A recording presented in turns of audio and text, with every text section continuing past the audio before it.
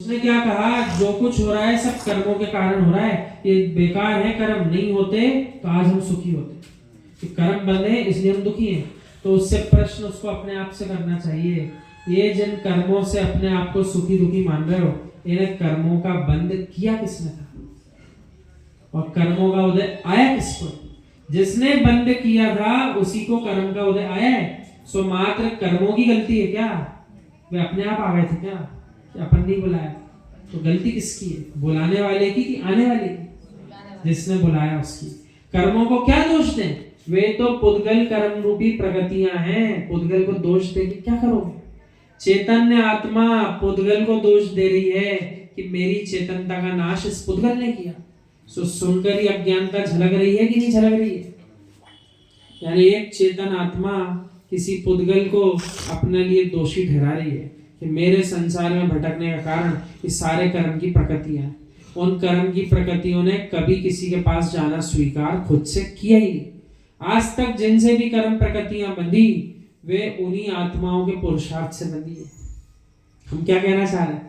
ये पुरुषार्थ अच्छा नहीं है, लेकिन है तो पुरुषार्थ ही, कहलाएगा तो पुरुषार्थ ही। यानी पाप बांधने के लिए भी पुरुषार्थ करना पड़ता है कि मात्र वज्रेशम नराज सैनन शरीर मिलने से सातवें नरक चले जाओगे क्या? बताइए, मात्र वज्रेशम नराज सैनन शरीर के मिलने से ही नरक चले जाएंगे क्या सातवें? या मात्र यूं कहें, वज्रेशम नराज सैनन शरीर के मिलने से मोक्ष चले जाएंगे क्या? दोनों में ही पुरुषार्थ है। एक तरफ सम्यक पुरुषार्थ है, एक तरफ विपरीत पुरुषार्थ है, लेकिन पुरुषार्थ तो करना ही है। जिसको सातवें नरक जाना है वो भी पुरुषार्थ करता है विपरीत, और जिसको मोक्ष जाना है वो भी पुरुषार्थ करता है सम्यक। इसका अर्थ है पुरुषार्थ प्रधानता को ध्यान दीजिए, ना कि कर्मों को दोष दीजिए। दो प्रकार के मिथ्या दृष्टियां हैं। स्वयं के कर्माधीन की अपेक्षा स्वाधीन है, परंतु कर्माधीन शब्द को देखोगे तो वो भी पराधीन है। यानी कर्म आधीन जब भी आप बोलोगे तो कहीं ना कहीं आपने अपने ऊपर अपने लिए बंद का स्थान बना रखा है, कि किसी ने जकड़ रखा है। कर्माधीन शब्द को तोड़िए, कर्म के आधीन उसको कहेंगे कर्माधीन। यानी हम तो कर्म के अधीन हैं। कई जीव देखो दुखड़ा रोते हैं अपना, कोई मिल जाए सुनने वाला, सो कर्मों का दुखड़ा रोते हैं, ये भी समस्या है, ये भी समस्या है, ऐसा विपरीत हो गया, ऐसा हो गया, अब हमारे साथ ऐसा हो गया। तो वे कर्मों की स्थिति सुना रहे हैं, ये नहीं बता रहे उन कर्मों को हमने बांधा कैसे था। यानी उदय उदय के प्रसंग को बता रहे हैं, ऐसा हो गया, ऐसा हो गया, कर्म का बंध कैसे कैसे किया था ये नहीं बता रहे। तो उन दुखी जीवों से ये भी पूछना चाहिए, आपने अपने जीवन में कौन कौन से कर्मों का बंध किया, वो भी थोड़ा बता दो, ताकि हम ऐसे कर्मों का बंध ना करें कि ऐसा दुख हमारे जीवन में भी आ जाए। ऐसा पूछना चाहिए उनसे।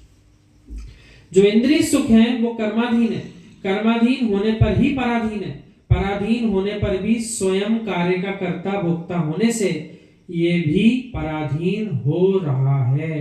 अब पूर्व कर्म के उदय से सुख मिलना, यानी सांसारिक सुख मिलना या सांसारिक दुख मिलना, ये कर्म जो बांधा था उसके अनुरूप हो रहा है। लेकिन अब वर्तमान में जो उदय आया दुख का या सुख का संसारी अपेक्षा से, उसमें जो जीव लीन हो गया सो वो पराधीन हो गया कि नहीं हो गया?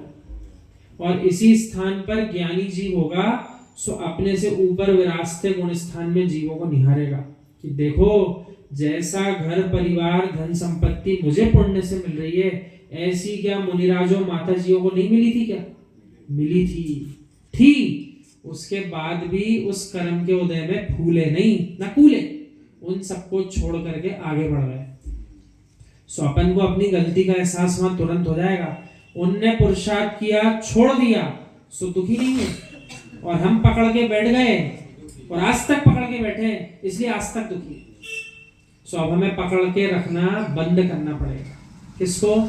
कर्म के उदय को पकड़ करके फूलना और कूलना दोनों बंद करो। पुण्य का उदय आता है तो फूल जाता है जीव, और दुख का उदय आता है तो कूलने लग जाता है, हाय हाय करता है।